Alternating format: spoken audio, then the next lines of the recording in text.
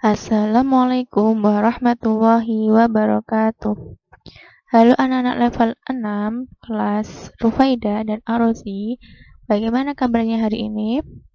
Semoga hari ini kalian sehat semuanya ya. Hari ini kita akan belajar IPS. Kita akan belajar tentang upaya mempertahankan kemerdekaan Indonesia. Nah, sebelum dimulai, mari kita baca basmalah bersama-sama dulu ya.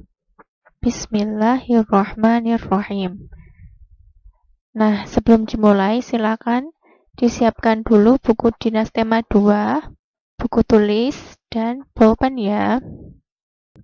Nah, kenapa sih kita itu harus belajar tentang upaya mempertahankan kemerdekaan Indonesia? Ada yang tahu? Nah, simak dulu ya. Jadi, dulu ketika Indonesia itu sudah memproklamirkan kemerdekaan Indonesia pada tanggal 17 Agustus 1945, Belanda itu tidak mau mengakui kemerdekaan Indonesia. Lalu Belanda itu datang lagi ke Indonesia dengan alasan ingin membebaskan tawanan perang yang dipenjara Jepang. Tapi kenyataannya mereka itu justru berusaha menjajah Indonesia lagi. Lalu akhirnya muncul perlawanan rakyat di berbagai daerah sebagai upaya untuk mempertahankan kemerdekaan Indonesia.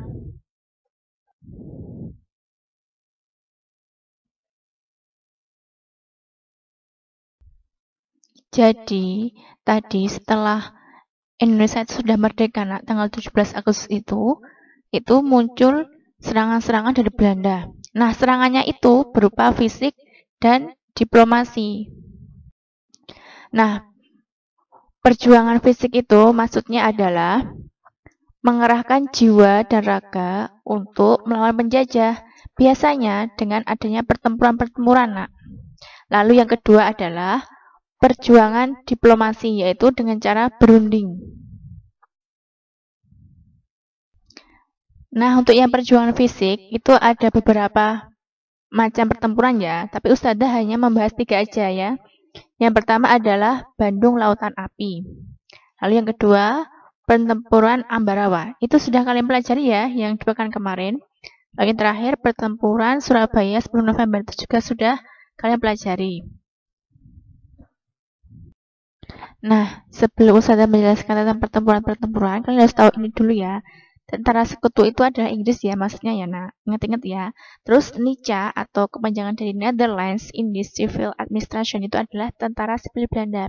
Jadi ceritanya itu pas Belanda itu mau datang ke Indonesia itu mereka itu ditumpangi oleh tentara Sekutu. Jadi mereka itu diboncengi gitu, mesti ada tentara Sekutu yang ikut sama mereka untuk mengerahkan tenaga agar bisa meraih Indonesia lagi, agar bisa menjajah Indonesia lagi. Makanya mereka itu mengajak tentara Sekutu, ya tentara Sekutunya itu adalah Inggris gitu ya.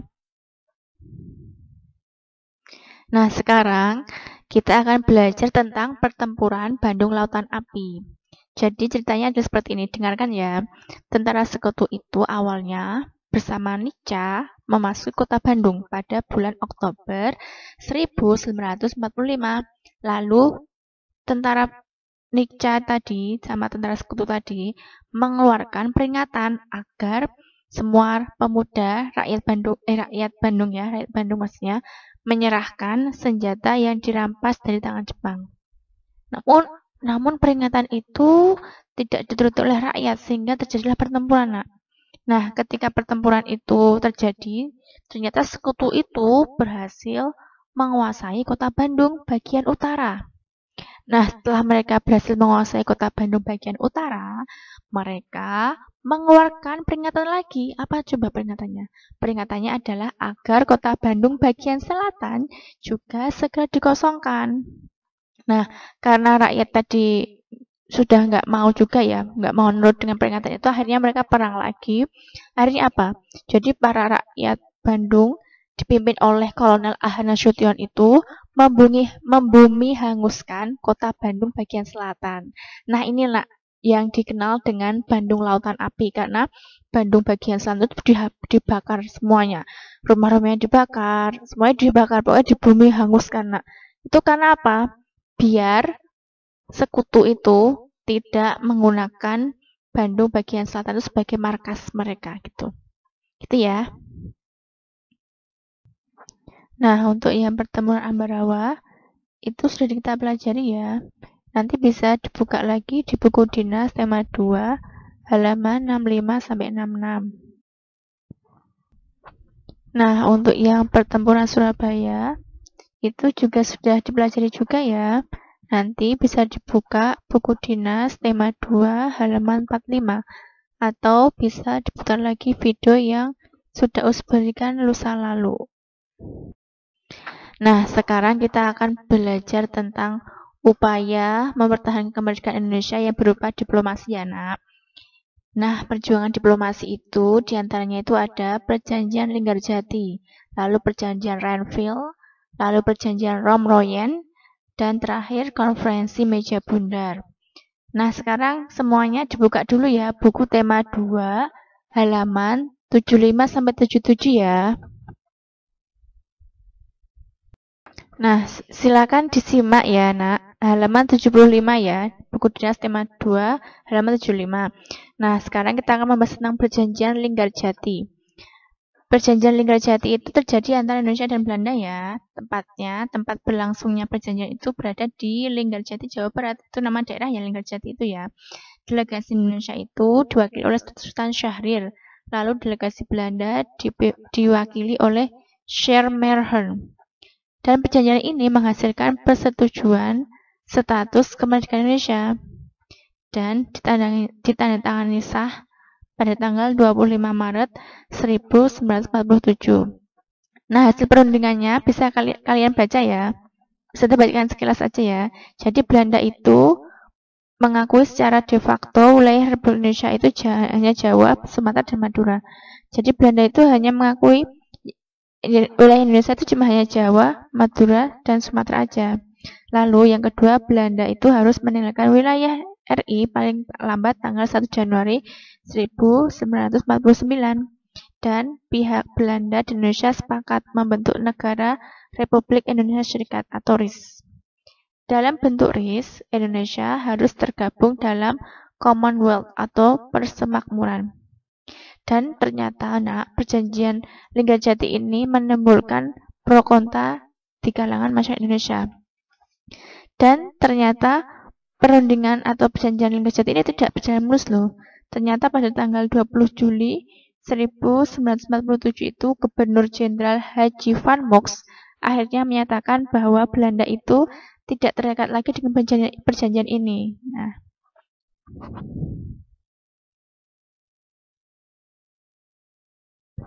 Nah, sekarang adalah perjanjian Renville. Perjanjian Renville itu terjadi antara Indonesia dan Belanda juga ya. Tempatnya itu di atas kapal perang Amerika Serikat atau disingkat UUS Renville gitu ya. Itu kapalnya itu berlabuh di pelabuhan Tanjung Priok, Jakarta.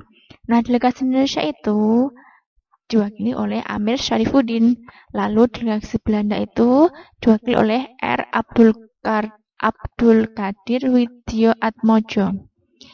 Dan perjanjian ini ditandatangani sah tanggal 17 Januari 1948. Dalam perundingan ini ditengahi atau ada negara lain yang ikut serta dalam perjanjian itu adalah Komisi 3 negaranya itu Amerika Serikat, Australia, dan Belgia. Dan perjanjian Renville ini, Nak, sangat merugikan Indonesia. Karena apa? Karena wilayah Indonesia itu menjadi semakin sempit. Nah, hasil perundingannya itu bisa kalian baca ya di halaman 76. Jadi Belanda itu hanya mengakui Jawa Tengah, Jogja, dan Sumatera aja sebagai wilayah Republik Indonesia. Jadi sempit sekali ya itu. Dan disetujuinya sebuah garis yang memisahkan wilayah Indonesia dan daerah pendudukan Belanda. Lalu TNI harus ditarik mundur dari daerah kantongnya di wilayah pendudukan Jawa Barat dan Jawa Timur. Jadi perjanjian Renville ini sangat merugikan rakyat Indonesia banget loh. Lalu sekarang adalah perjanjian Romroyen. Bisa dibuka halaman 77. Nah, perjanjian ini adalah antara Indonesia dan Belanda juga ya. Tempatnya di Hotel Des Indes Jakarta. Dan nama perjanjian ini diambil dari nama kedua pemimpin delegasi ya. Delegasi Indonesia itu bernama Muhammad Rum dan delegasi Belanda bernama Herman van Rooyen. Dan perjanjian ini ditandatangani sah pada tanggal 7 Mei 1949. Perjanjian ini bertujuan untuk menyelesaikan beberapa masalah mengenai kemerdekaan Indonesia sebelum KMB atau Konferensi Meja Bundar di Den Haag, Belanda. Nah, hasil pertemuannya itu bisa kalian baca di buku ya. Yang pertama, Angkatan Bersenjata Indonesia akan menghentikan semua aktivitas gerilya. Pemerintah Republik Indonesia akan menghadiri KMB. Lalu, Pemerintah Republik Indonesia dikembalikan ke Yogyakarta. Dan Angkatan Bersenjata Belanda akan menghentikan semua operasi militer dan membebaskan semua tawanan perang. Nah, sekarang adalah Konferensi Meja Bundar. Jadi, Konferensi Meja Bundar itu juga merupakan perjanjian antara Indonesia dan Belanda ya, Nak. Tempatnya di Den Haag, Belanda. Jadi, perwakilan Indonesia ke sana, ke Belanda, yaitu diwakili oleh Muhammad Hatta. Dan delegasi Belanda itu adalah Mr. Van Malseven. Jadi konferensi KMB ini sebagai tindak lanjut dari perjanjian Romroyen ya. Dan hasil dari KMB bisa kalian baca ya Nak di buku itu. Yang pertama, Belanda itu mengakui RIS atau Republik Indonesia Serikat sebagai negara merdeka dan berdaulat. Lalu status Irian Barat diselesaikan dalam waktu setahun sesudah pengakuan kedaulatan. Lalu yang ketiga akan dibentuk Uni Indonesia Belanda. Yang keempat, RIS mengembalikan hak milik Belanda dan memberikan hak konsensi dan izin baru untuk perusahaan-perusahaan Belanda. Dan yang terakhir, pengambil alihan hutang India Belanda oleh Republik Indonesia Serikat. Gitu ya. Nah, untuk tugas yang pertama, nanti silakan kalian tulis dulu 2 kolom ini di buku tulis. Lalu kalian hubungkan ya, sesuai dengan pasangannya yang cocok. Lalu tugas yang kedua, isilah tabel berikut ini. Jadi nanti kalian menulis dulu tabel ini di buku tulis, lalu kalian isi. Nah, isinya itu nanti kalian bisa cari jawabannya di video sebelumnya tadi atau kalian cari di buku paket dinas tema 2 ya. Nah, mungkin hanya itu yang bisa saya sampaikan. Kurang lebihnya mohon maaf yang sebesar-besarnya ya Nak. Akhirul kalam. Wassalamualaikum warahmatullahi wabarakatuh.